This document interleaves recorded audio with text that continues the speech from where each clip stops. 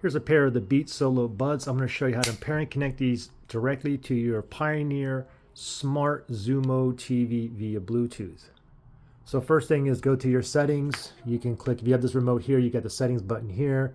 Or if not, you can just go to the home page, click on the home button, and then you can navigate to the gear icon, the settings icon up there. Okay, anyway, I'm just going to go right to settings. And then from here, we're going to go down to picture and sound. Picture and sound, okay on the remote. We're going to go down to audio settings.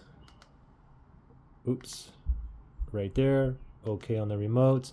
And now we're simply going to go down to Bluetooth devices, right there, okay on the remote. And now available devices, you see it's searching for devices that are in pairing mode near me. So we got to put these Beats in the pairing mode. So how you do that?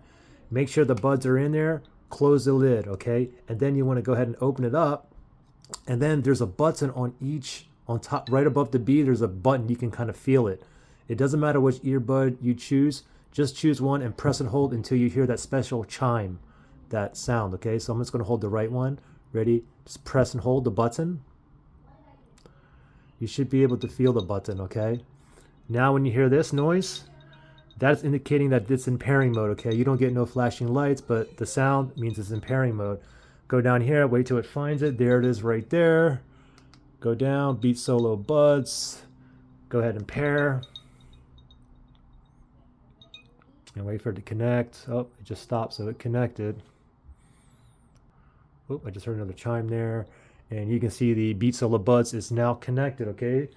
So we're all hooked up, ready to go here. Now, if you guys had issues connecting or pairing, you can always factory reset this. If you need to do that, look in the description below.